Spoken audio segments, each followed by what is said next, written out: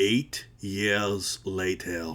Alrighty guys, it is Qaaman here today, and today we have to talk about the return of Dragon Ball Super, and we got a lot to discuss. But before we get deeper into this, it's just kind of crazy to believe that it's actually been 8 years since Dragon Ball Super's been gone, and it's also been 11 years since Dragon Ball Super started in 2015, because this is going to be releasing in fall of 2026, the Dragon Ball Super Beerus edition, and then after this we are going to get the Dragon Ball Super Galactic Patrol, which will include the Moro arc and possibly content after that. So let's get deeper into the Dragon Ball Super Beerus part, because this is what we're gonna get first. And here's the honest truth, guys. I have been quietly following the Dragon Ball fan base over the last 12 hours, and I've been kind of tracking what opinions have been going around, and here's the honest truth. The fan base is very mixed on this, and I can definitely understand why. Let's start off with Dragon Ball Daima. Dragon Ball Daima was not bad.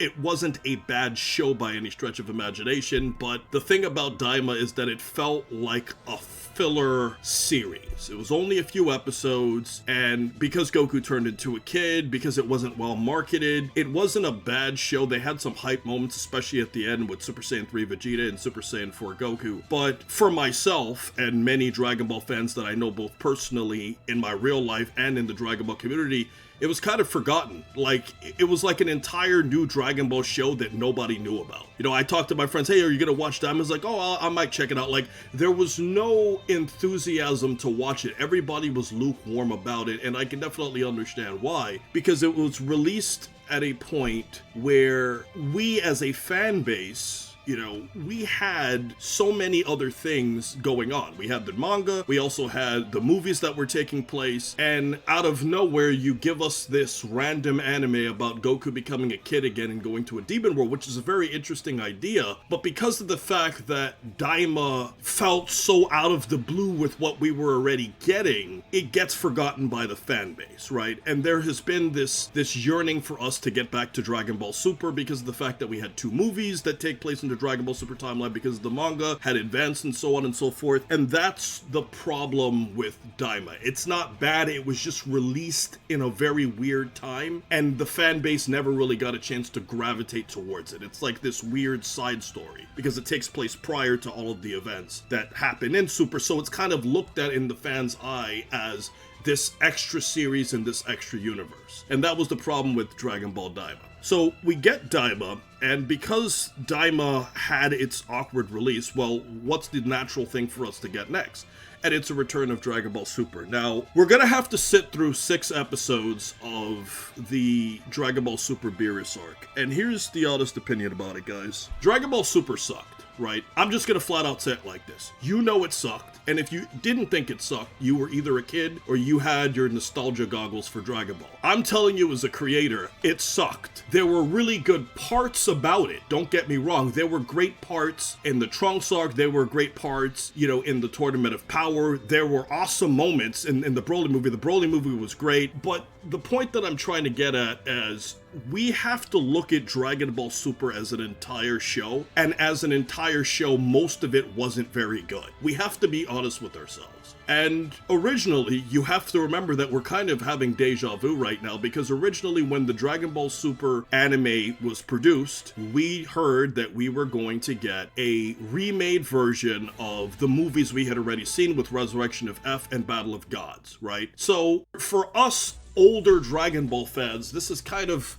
painful because we're going through the same thing over and over and over again. It's like we keep going through this repetitive circle. Let's start over, let's start over, let's start over. And the thing is, the movies were better versions of the animated series by a significant margin, and I knew the animated series wasn't going to be very good for the first 2 arcs because of the fact that they were going to be stretched out versions of the same general content we already had. That's the thing that we have to understand, guys. It's the same thing, but now now we have to stretch this over 10 or 15 episodes, so let's slow the pacing down and dedicate entire episodes to crap where we already know exactly what's gonna happen. It was no fun watching the Battle of Gods and Resurrection of F-Arcs, and I think all of us can generally agree to that. As the post-edit, I have to mention and interject here that that was a key reason as to why it was so difficult to review Dragon Ball Super episodes many years ago. And I want you guys to really understand why it was difficult to do this. I mean, it's easy to just say, let's make a review just to make money,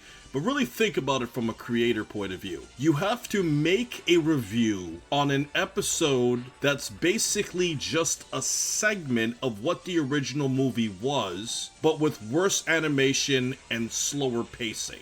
Now try to think of how you could make a decent review out of that. This episode was basically just what we saw in the movie, but it was animated worse and had a bunch of extra scenes that really didn't do anything. You kind of see the problem that we had when we were originally reviewing what Dragon Ball Super was, but one of the things about time is that you kind of forget some of those negative moments, and you remember the better parts of Dragon Ball Super, and you forget those moments where Dragon Ball Super was really low. So from the perspective of trying to remake Dragon Ball from a better point of view, I'm actually going to be an apologist for this. I will say that I support remaking Super because most of Super sucked. And if you're going to do it with better animation, cutting out all the junk, and appealing it to a new generation, which is originally the intent, guys, because let's be honest here, let's talk about our ages now, for crying out loud. Right? Because there are different generations of Dragon Ball, right? So I am a part of the Toonami Boom generation. The Toonami Boom generation is for people who were born in the mid-ish to late-ish 90s, right?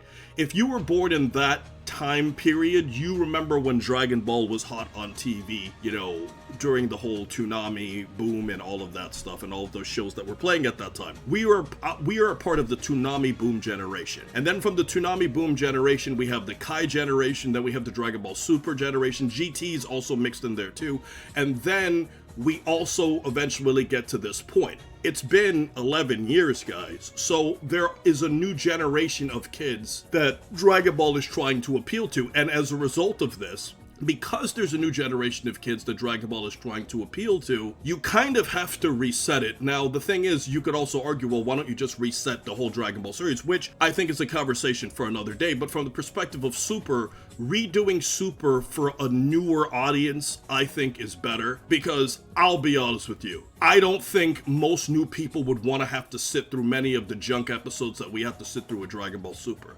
There were a lot of good, well, I'm not going to say a lot. There were good episodes in Super that were sandwiched by a lot of average, forgettable, bad episodes. And a lot of poor animation, a lot of do-nothing episodes, and if cutting all of that junk out is going to improve it for another generation, by all means. Think of this like a extended version of Dragon Ball Z Kai with new direction, but for an older series. And that's how I'm looking at it with a positive lens. Will it be annoying having to sit through this again? Of course. But from a positive lens, I definitely think that this is better long term. Now, the other thing that we have to think about here too, guys, is that we have like a weird manga dynamic going on, right? Because the thing about Dragon Ball Super is that Dragon Ball Super was the exception to the rule, where the anime came first and the manga followed it, which in most cases it's usually the opposite. The manga's released and then the anime follows the manga. That's usually what the general pattern is, but Dragon Ball Super was this weird reverse dynamic. Well, what situation are we in right now? Well, we're in a situation where the manga's on hiatus. So as of right now, the manga is ahead. So we're actually, because of the fact that there's a hiatus, actually reversing the scenario where now the anime is following the traditional way of following the manga, because the manga has content that the anime will eventually animate. And as a result of that, I think that we're also going to have to admit to ourselves, one way or another, whether you don't want to sit through the Dragon Ball Super Beerus arc, or the Resurrection of arc, or the Future Trunks arc, or, you know, the Tournament of Power, if you don't want to sit through any of those arcs again, that's fine. There's no problem with that. But what you also have to accept is, at the end of the day, guys, we're going back in circles again anyways, because when the Moro arc is going to be released, yes, there will be deviations, but the general point is that we will be following the Moro arc anyways, and we already know what's gonna happen. We're gonna know what's gonna happen in the Granola arc eventually, and up until the Black Frieza arc, we're gonna know everything that's generally gonna happen anyway. So I think complaining about the fact that we have to sit through all of this crap again is fair. You have a complete fair right to not want to have to sit through this crap. But at the same time though, guys, it's not really that bad.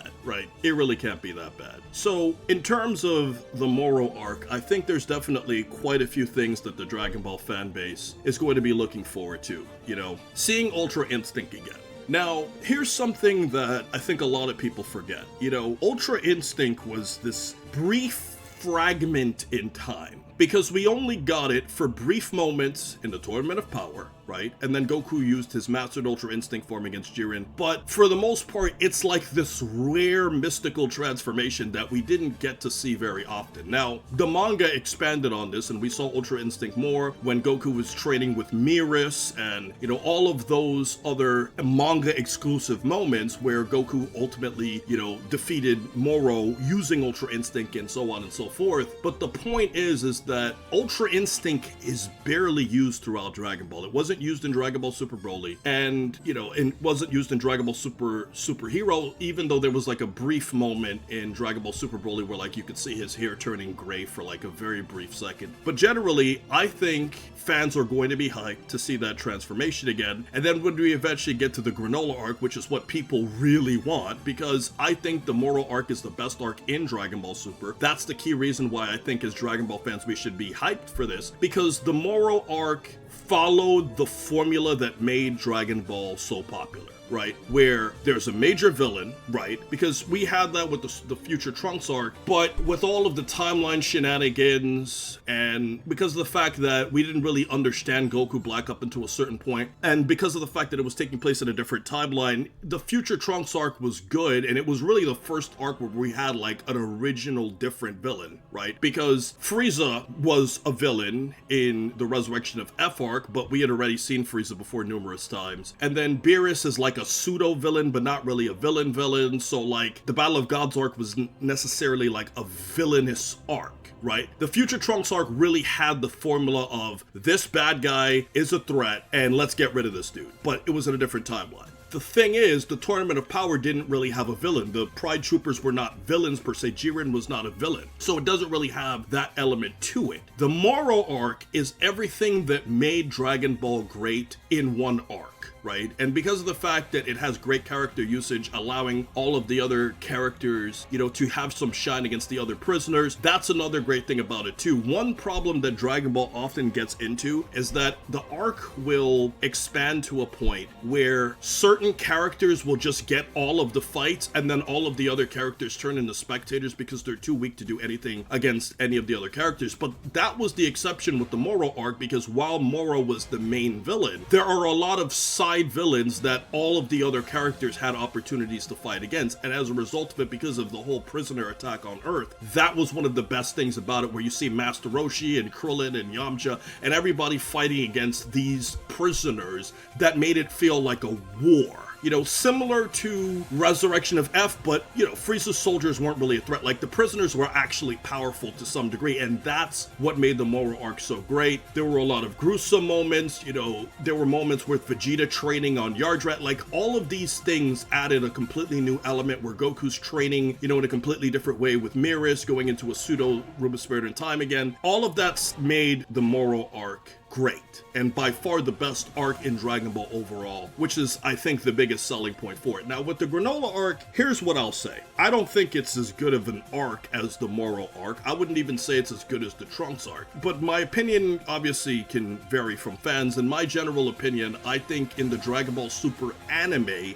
that the best arc in the Dragon Ball Super anime is the Trunks arc. I think the Tournament of Power had the best fights, but the Trunks arc itself was the best arc, right, in terms of like storytelling. But with the manga, then I would have to say it would be the Moro arc. But what I will say about the Granola arc is that the Granola arc had the best fights by far. The most unique fights, you know, and I think the way that Gas fights, I think the fact that Vegeta unlocked Ultra Ego, the way that Granola fights, they have unique abilities and they push Goku and Vegeta to higher levels. And it was the birth of seeing Ultra Instinct and Ultra Ego, where Goku and Vegeta have their own exclusive different forms instead of just using Super Saiyan Blue all the time, which was something that we had for quite a while in Dragon Ball. But I think because of the fact that Goku and Vegeta have unique forms, they're unique villains, unique fighting styles, I feel like the Granola arc would be the best arc for Dragon Ball Super to have different unique fights. Now, obviously after this, I mean, if we were to project the superhero arc, I mean, we had already seen the movie, but, you know, I didn't think it was bad. I just felt that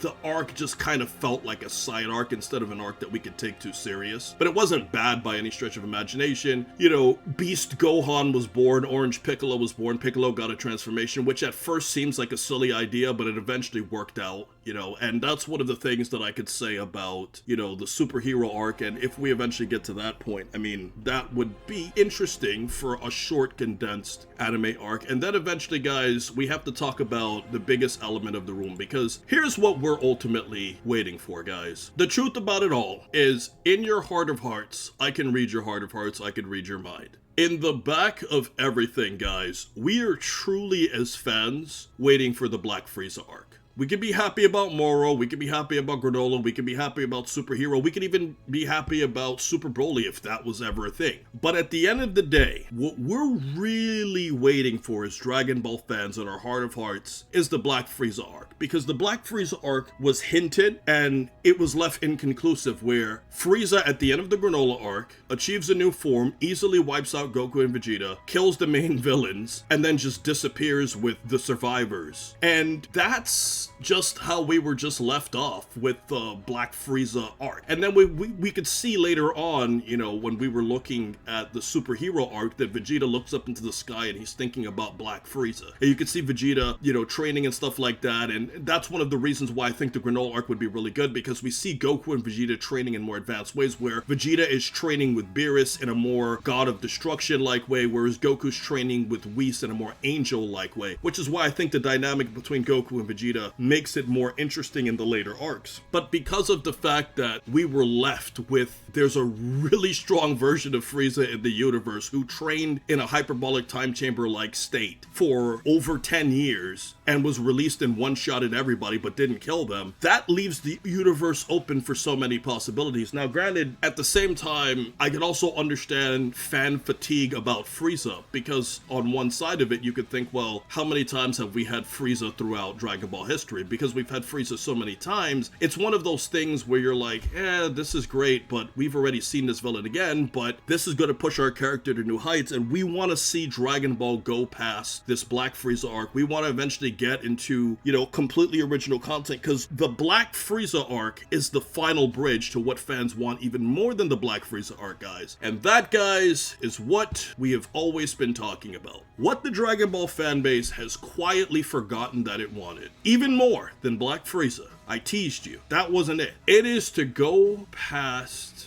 the 10 years of peace. What do I mean by this, guys? Well, obviously there was a narrative change between the original Dragon Ball manga and what happened in Dragon Ball Super, where if you look at the original Dragon Ball manga and the last few chapters of it, it's pretty clear that nothing really happened over the years that took place after Majin Buu. And because of this, the years were very peaceful, because Bulma said that she hadn't seen Goku in 5 years. Now, that's obviously a contradiction with what's happened in Dragon Ball Super, because Bulma sees Goku all the time. So Dragon Ball Super is effectively like a filler anime in between the gap between the Buu saga and the 10 years of peace that led up to Goku eventually training Oob, which I should also go back to the Moro arc, because Oob was shown in the Moro arc and Oob was a part of the Moro arc. He helped in the battle. So when you think about it like that, guys, everything is supposed to go back to Oob. We already know how everything is eventually going to end, because we saw the original Dragon Ball anime where Goku leaves to go train with Oob. But what we really want is we want to go past even that point. Now, obviously,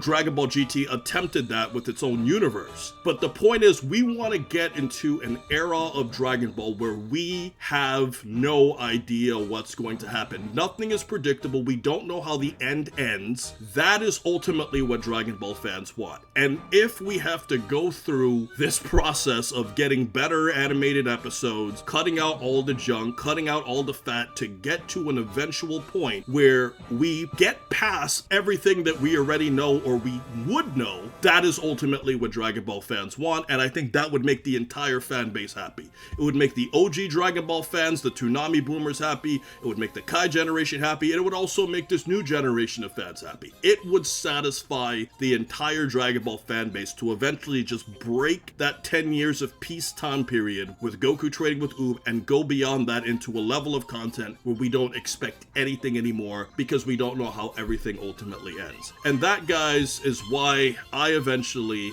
came to the conclusion that we should defend the idea of Dragon Ball Super Beerus and Dragon Ball Super the Galactic Patrol. Thanks for watching.